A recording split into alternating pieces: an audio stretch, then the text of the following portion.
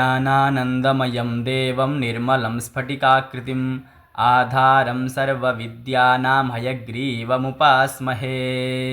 वेदवेदाङ्गवेदान्तन्यायशास्त्रार्थकोविदम् अस्मदाचार्यवर्यं श्रीगोविन्दार्यं समाश्रये। अज्ञानतिमिरान्धस्य ज्ञानाञ्जनशलाकया चक्षुरुन्मीलितं येन तस्मै श्रीगुरवे नमः। निधाय हृदि विश्वेशं विधाय गुरुवन्दनं बालानां सुखबोधाय क्रियते तर्कसङ्ग्रहः। श्रीगणेशं नमस्कृत्य पार्वतीशङ्करं परं मया चन्द्रजसिंहेन क्रियते पदकृत्यकं। नमः संस्कृताय नमः सर्वेभ्यः। आप सभी का इस YouTube चैनल पर मैं दंडपाणि आचार्य हार्दिक स्वागत करता हूं। हम इसमें अभी अध्ययन कर रहे हैं तर्क संग्रह। आपको विदित होगा जो तर्क संग्रह की जो टीका है पदकृत्यम इस नाम की, उसी का हम यहाँ पर व्याख्यान पढ़ रहे हैं। उस व्याख्यान में हमने कल तक पढ़ा पृथ्वी तक। पृथ्वी का क्या लक्षण है, दोषत्रय क्या होते हैं, अव्याप्ति अतिव्याप्ति असंभव, इनका समन्वय कैसे करना है और इनका इसमें दोष है कि नहीं है पता कैसे लगाना है। इस प्रकार गोह शासनादिमत्वम बोला अथवा गोह श्रृंगित्वम बोला तो गोह श्रृंगित्वम गौहु गवेत्र भिन्ना श्रृंगित्वात्।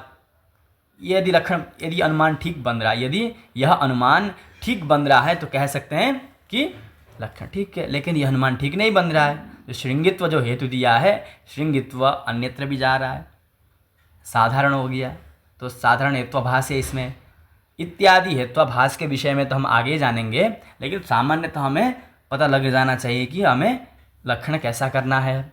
इस प्रकार इसीलिए हमने क्या किया, गंधवत्वम पृथिव्याः लक्षणम किया, रूपवत्वम नहीं किया, गंधवत्वम पृथिव्याः लक्षणम किया। तो आज का विषय है जल। तो जल में देखेंगे शीतस्पर्शवती आपः।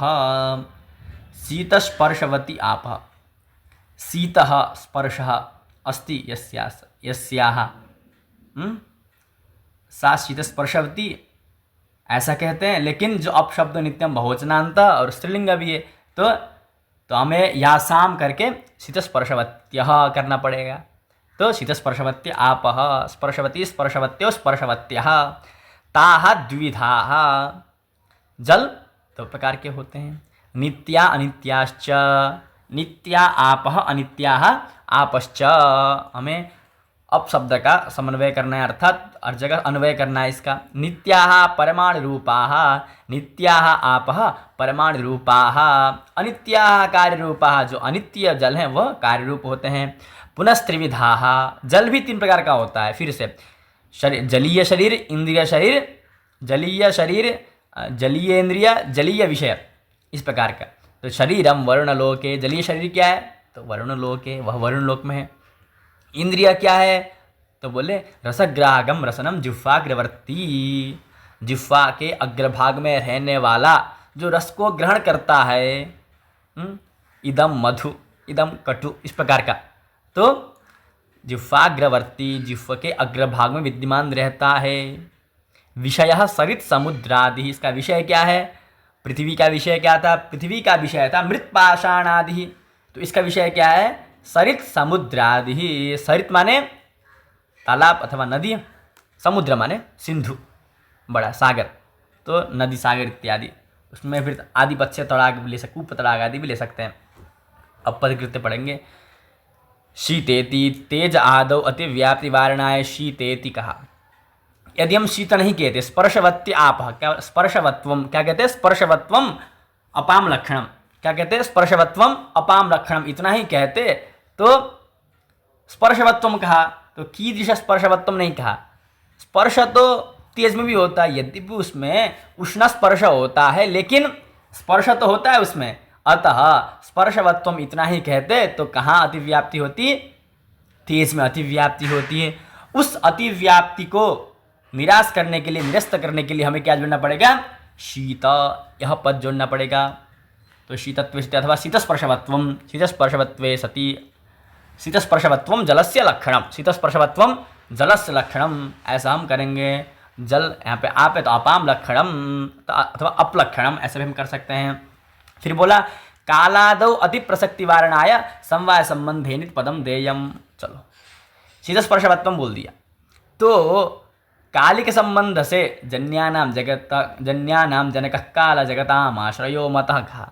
तो कालिक संबंध से शीतस्पर्शवान तो काल भी होता है, तो काल में लक्षण चला गया।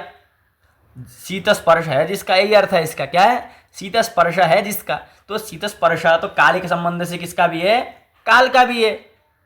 तो उसमें अतिव्याप्ति जा रही थी, अतिप्रसक्ति माने अतिव्याप्ति। तादृशीम अतिप्रसक्तिम अनेन वार्यते, तादृश अतिप्रसक्ति अनेन वार्यते। कथम, अत्र समवाय संबंधेन पदम देयम, यहाँ पर समवाय संबंधेन, यह पद हमें जोड़ना है। समवाय संबंधेन शीतस्पर्शवत्वम अपाम लक्षणम, क्या जोड़ना है, समवाय संबंधेन। तो यद्यपि शीतस्पर्शवत्वम कुत्र अस्ति, काले अस्ति, परंतु कालिक संबंधेन विद्यते न तु समवाय संबंधेन इति ध्येयम्। काले यत्किंचिदपि विद्यते तत्सर्वं कालिक संबंधेन विद्यते, अतः अत्र संबंधस्य निवेशनं कृतम् अस्माभिः। कथं, समवाय संबंधः, कः संबंधः, समवाय संबंधः, समवाय संबंधेन तु न तु काले किंचिदपि तिष्ठति, अतः किमुक्तं, कालादौ अतिप्रसक्तिवारणाय समवाय संबंधेनेति। वही काल में अतिप्रसक्ति वारण करने के लिए क्या जुड़ा, समवाय संबंध। अब काल में कोई दोष नहीं जा रहा है। इंद्रियमिति बोला, त्वगादौ अतिव्याप्ति वारणाय रसग्राहकमिति। त्वगादौ, त्वग माने त्वग इंद्रिय, आदिपद से अन्य इंद्रिय। अतिव्याप्ति वारणाय रसग्राहकमिति, हमने लक्षण क्या किया, इंद्रियम रसग्राहकम रसनम जिह्वाग्रवर्ती कहा। तो रसग्राहकत्वे सति इंद्रियत्वम, क्या कहा, रसग्राहकत्वे सति इंद्रियत्वम रसनस्य लक्षणम, इतना कहा। तो रसग्राहकत्वम क्यों कहा, अथवा इंद्रियत्वे सति इंद्रिय क्यों कहा, तो यहाँ पे बता रहे हैं, यदि हम रसग्राहक नहीं बोलेंगे, यदि इंद्रियत्वम रसनस्य लक्षणम इतना ही कहेंगे, क्या कहेंगे, इंद्रियत्वम यद इंद्रियम तद रसनम, इतना ही कहेंगे, तो अतिव्याप्ति होगी। कहाँ पर, त्वक, त्वक भी तो इंद्रिय है, तो लेकिन वो रसन इंद्रिय तो नहीं है। हमारा जो लक्षण है वह अतिव्याप्त हो रहा है। उस अतिव्याप्ति को हटाने के लिए, उस अतिव्याप्ति का निराश करने के लिए हमें क्या करना पड़ेगा, उसमें हमें कुछ पद को वहाँ पर जोड़ना पड़ेगा। तो वह पद क्या है, तो कहा रसग्राहकम। जो त्वक आदि जो इंद्रियां हैं वह रस का ग्रहण नहीं करती है, रस जो रस का भी ग्रहण करे एवं जो इंद्रिय भी हो वह तो मात्र एक ही है। वह कौन है, रसने इंद्रिय। वो क्या, वो कौन सा इंद्रिय है, वो है रसन इंद्रिय। बस यही इंद्रिय है जो ग्रहण करती है रस को। ठीक है, अब कहा रसनेन्द्रिय रससन्निकर्षाद अधिव्याप्ति निराशाय इंद्रियमिति। ये थोड़ा अंदर है, देखिए।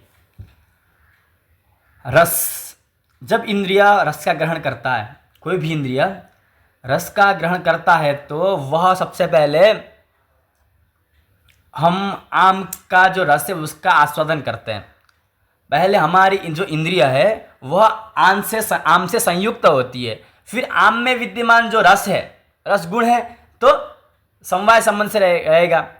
आम में रस समवेत है और इंद्रिय आम में संयुक्त है, तो संयुक्त समवाय संबंध से इंद्रिय और रस का क्या होता है, संबंध होता है।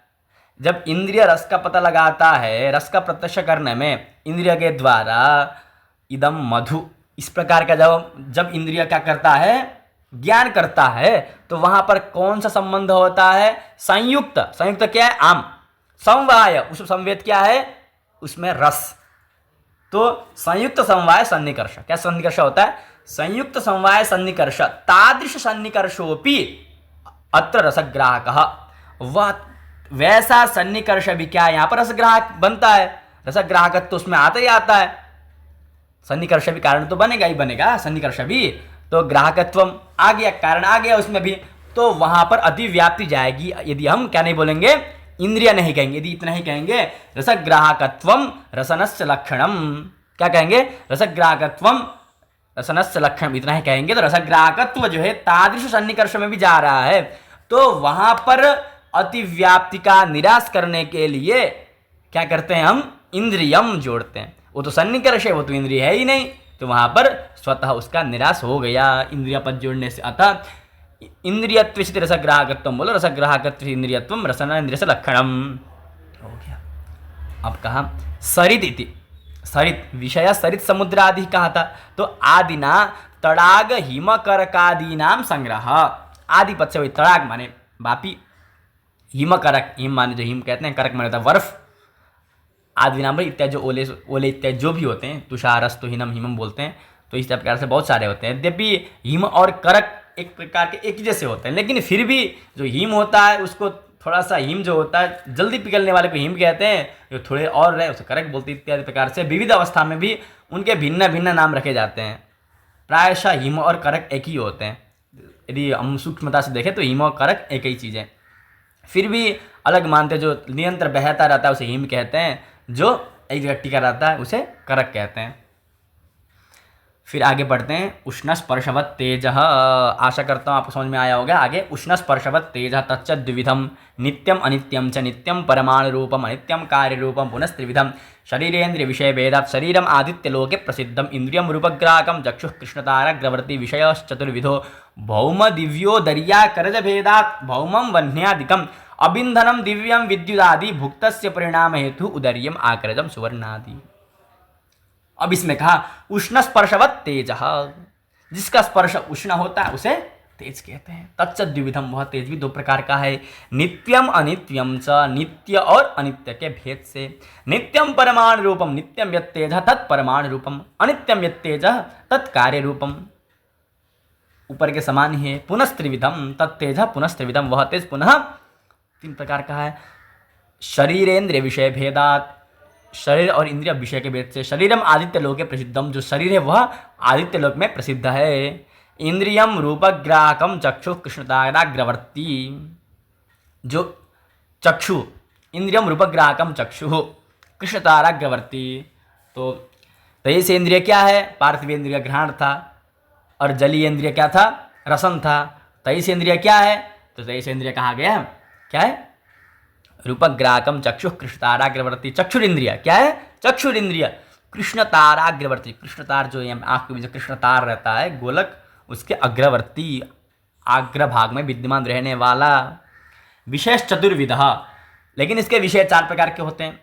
भौम दिव्य उदर्य आकरज भेदात्, भौमम वन्यादिकम, भौमम किसे कहते हैं, वन्यादिकम, भूमिगत वन्यादिकम। अबिंदनम दिव्यम विद्युदादि, अबिंदनम, अब ईंधनम यस्य, अब माने जल, जल इसका ईंधन होता है, तो दिव्यम विद्युदादि, जो विद्युत कड़कती है ऊपर, वह क्या है, विद्युदादि। अथवा जहाँ ऊपर कड़कती है, अथवा जो हम विद्युत का उत्पादन करते हैं वो भी जल से करते हैं, तो उसे भी विद्युदादि करके लिया गया है। भुक्तस्य परिणाम हेतु उदर्यम, उदर्य कैसे कहते हैं, जो जठराग्नि के द्वारा परिणाम को प्राप्त होता है उसे उदर्य कहते हैं। आकरजम सुवर्णादि, और आकरज किसे कहते हैं, आकरज सुवर्णादि, जो सुवर्ण है वह आकरज, आकर मतलब खान, खान में पाए जाने वाले। तो इसका विस्तार पढ़ेंगे पदकृत्य में। तो पदकृत्य देखते हैं, उष्णेति, जलादौ अतिव्याप्ति निराशाय उष्णेति, उष्णेति कहा, तो हमने पूरा लक्षण क्या किया इसका, हमने लक्षण तो उष्ण स्पर्शवत्वम तेज लक्षण क्या किया, उष्ण स्पर्शवत्वम तेज लक्षणम। तो इसमें जलादो अतिव्याप्ति निराशा है उष्णेति, वही इसमें स्पर्शवत्वम इतना ही कहते हैं, तो स्पर्श तो किसमें, जल में भी है, यद्यपि उसमें शीत स्पर्श है, लेकिन स्पर्शवत्वम बोलेंगे तो स्पर्श तो उसमें भी है, तो वहां पर जलादो अतिव्याप्ति निराशाय उष्णेति कहा, क्या कहा, उष्णेति, या उष्णपद दिया। फिर कालादौ अति प्रसंग वारणाय समवाय संबंधेनेति पदम देयम, काल में भी अति प्रसक्ति अर्थात अति व्याप्ति हो रही थी, उसका निवारण करने के लिए समवाय संबंध है ना, यह पद देना जरूरी है, क्योंकि उष्ण स्पर्शवत्वम काले विद्यते, केन संबंधेन, तर्हि कालिक संबंधेन, कालिक संबंधेन कुत्र विद्यते उष्ण स्पर्शवत्वम, तर्हि कालिक संबंधेन उष्ण स्पर्शवत्वम काले विद्यते, अथ तत्र अतिव्याप्तिः, तादृशीम् अतिव्याप्तिं निरसयितुम् अस्माभिः किं क्रियते, अस्माभिस्तत्र तु समवाय संबंधेन उष्ण स्पर्शवत्वम इति अस्य लक्षणं क्रियते। तत्र एतादृशं लक्षणं यदि अस्माभिः क्रियते तर्हि दोषो नास्ति, कोई दोष नहीं रहेगा। क्यों, क्योंकि समवाय संबंध जो है वह समवाय संबंध से काल में कुछ भी नहीं रहता है, तो उसका स्वतः व्यावर्तन हो गया। ठीक है, अब कहते हैं इंद्रियमिति, तो इंद्रिय क्यों कहा, अब इंद्रिय क्या बोलते, इंद्रिय घ्राणादो अतिव्याप्ति वारणाय रूपग्राहकमिति, ऊपर के समान। यदि आपने पृथ्वी का और पृथ्वी का अच्छे समझ लिया तो आगे आपको कोई कठिनाई नहीं होगी। पृथ्वी में बहुत अच्छे समझा है इसको। ग्रहणादो अतिव्याप्ति वारणाय रूपग्राहकमिति। रूपग्राहकम क्यों बोला? मत इंद्रियत्वम इतना ही बोल देते, इंद्रियत्वम चक्षुरिंद्रिय लक्षणम इतना ही कह देते। तो क्या इतना कहते तो ग्रहण में भी तो इंद्रियत्व है। किसमें? ग्रहण में भी तो इंद्रियत्व है, वहाँ भी अतिव्याप्ति हो रही थी। अतः उसका निवारण करने के लिए हमने क्या जोड़ा यहाँ पर? क्या जोड़ा यहाँ पर? रूपग्राहकत्वम जोड़ दिया। रूपग्राहकत्व किसमें नहीं है? रूपग्राहकत्व किसमें नहीं है? ग्रहण में नहीं है। ग्रहण में गंधग्राहकत्व यद्यपि है, लेकिन रूपग्राहकत्व नहीं है। काला दो अतिव्याप्ति निरसनाय इंद्रियमिति। इंद्रिय क्यों बोला? वही बात है फिर कि इंद्रिय इसलिए बोला, यदि इंद्रिय नहीं कहते तो क्या होता है? रूपग्राहकत्वम चक्षुरिंद्रिय लक्षणम इतना ही कहते हैं, तो रूपग्राहकत्वम चक्षुरिंद्रियस्य लक्षणम इतना ही कहते, तो रूपग्राहकत्व तो काल में भी है, कालिक संबंध से। लेकिन अब यदि हम इंद्रिय पर जोड़ देंगे तो इंद्रियत्व उसमें नहीं रहेगा। जब इंद्रियत्व नहीं रहेगा, वो तो इंद्रिय नहीं है, इंद्रिय में इंद्रियत्व रहता है, तो उसमें इंद्रियत्व नहीं है, उसका स्वतः व्यावर्तन हो जाएगा। भेदादिति पदम प्रत्येकम अभिसंबध्यते। भेदात तो हम इसमें जोड़ सकते हैं शरीर इंद्रिय विषय भेदात है ना, तो शरीर भेदात इंद्रिय भेदात विषय भेदात। क्या है? शरीर भेदात इंद्रिय भेदात विषय भेदात। तो शरीर के भेद से, इंद्रिय भेद से, विषय भेद से, अथवा नीचे भी जो है विशेष चतुर्विधा भौम दिव्यो दरिया कर्ज भेदात, तो भौम भेदात दिव्य भेदात उदर्य भेदात आग्रह भेदात। इस प्रकार से हम जो भेद पद है वह सबके साथ अभिसंबंध रखता है। भौममिति अब समझाते हैं भौम किसे कहते हैं। जो भौम तेज है वह क्या है? तो आदि पदेन खद भौम, भूमि संबंधी को भौम कहते हैं, जो भूमि उत्पन्न होता है। तो आदि पदेन खद्योत तेज प्रवृत्ति परिग्रह। खद्योत कदा खद्योत खद्योत जो खेद्योत खद्योत, जो आकाश में दीप्त होता है, जो आकाश में दीप्त होता है उसे तेज तादृशतस्य परिग्रह खद्योत। को हिंदी में क्या बोलते पता नहीं, लेकिन संस्कृत में खद्योत ही कहते हैं। और वास्तव में खद्योत एक प्रद्योतनो दिनमणि खद्योतो लोक बांधव इस प्रकार का भी आता है। तो वहाँ पर खद्योत माने खद्योत कबहु को नलिनी करई विकासा करके मानस में भी आता है इसमें। तो खद्योत माने एक प्रकार का हम एक कीट विशेष भी लेते हैं। कीट विशेष खद्योत माने क्या है? कीट विशेष जिसके पीछे लाइट जलता है, तेज जलता है इसके पीछे खद्योत। उसमें जब सीता जी कहती हैं चाहे खद्योत जितना भी प्रयास कर लें, लेकिन वो कबहु को करी नलिनी विकासा, वह नलिनी को विकसित नहीं कर सकता है। उसी प्रकार हे रावण तू मुझे नहीं समझा सकता, इस प्रकार का वहाँ पे आता है। तो वहाँ पर खद्योत की बात आती है। तो खद्योत माने वही होता है। ये खद्योत अगर तेजा प्रवृत्ति परिग्रह, किसी चीज़ का मतलब खद्योत माने खेत द्योत दे करके आकाश को भी क्या बोलते हैं, सूर्य को भी ले लेते हैं कोई, इससे कोई दिक्कत नहीं है। तो यदि हम यहाँ पर तो हमें आदिना अर्क चंद्रादि नाम परिग्रह कहा है, इसलिए अर्क कहने से अलग से अर्क आ गया, अतः हमें क्या लेना पड़ेगा? हमें खद्योत कहने से हमें तो वही एक कीट विशेष लेना पड़ेगा। परिग्रह विद्युदादि इति, विद्युत कहा अबिंदनम दिव्यम विद्युदादि। तो आदिना अर्क चंद्रादि नाम परिग्रह, अर्क चंद्रादि नाम परिग्रह कि सूर्य चंद्रमा का परिग्रह होता है। विद्युदादि कहने से सूर्यगत जो तेज है अथवा चंद्रगत जो तेज है वह कौन सा तेज है? तो क्या अबिंदनम दिव्यम, क्या है वह? दिव्य तेज। पहले भौम हो गया, फिर दिव्य होगा, आता उदर्य। भुक्तस्य अन्नादेः पीतस्य जलस्य परिणामो जीर्णता तस्य हेतु उदर्यम् इत्यर्थ। हमने जो अन्न खाया, हमने जो जल पिया, उसका जो परिणाम क्या होता है? जीर्णता। जो जीर्ण हो जाता है ना, उसका जो हेतु बनता है वो जीर्ण जिस प्रकार से, उसका हेतु क्या है? जठराग्नि। उस अग्नि में क्या कहते हैं? वह कैसा तेज है? उदर्य। वो क्या है? वह तेज कैसा तेज है? वह उदर्य है। सुवर्णेति, अब क्या कहा? सुवर्णेति आदिना रजतादि परिग्रह आकरजम सुवर्णादि। क्या कहा? आकरजम सुवर्णादि। जो आकर में उत्पन्न उसे क्या कहते हैं? ऐसे तेज को सुवर्ण, ऐसे नहीं, जो आकर में उत्पन्न होता है उसे आकरस कहते हैं। आकरस तेज तो वो क्या है? सुवर्ण आदि, जो खान से प्राप्त होते हैं आदिपद से। रजतादि परिग्रह सोना चांदी, इस प्रकार से आज हमने पढ़ा क्या?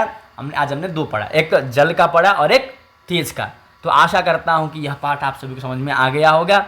और अभी तक इस पाठ में जुड़े रहने के धन्यवाद। यदि आपको कहीं पर भी कुछ भी संशय होता है तो आप कमेंट बॉक्स में आकर के अवश्य पूछ सकते हैं। तो इसी के साथ आज का पाठ यहीं पर समाप्त होता है। ओम पूर्णमदः पूर्णमिदं पूर्णात् पूर्णमुदच्यते पूर्णस्य पूर्णमादाय पूर्णमेवावशिष्यते। ओम शांति शांति शांति। नमः सर्वेभ्यः, नमः संस्कृताय।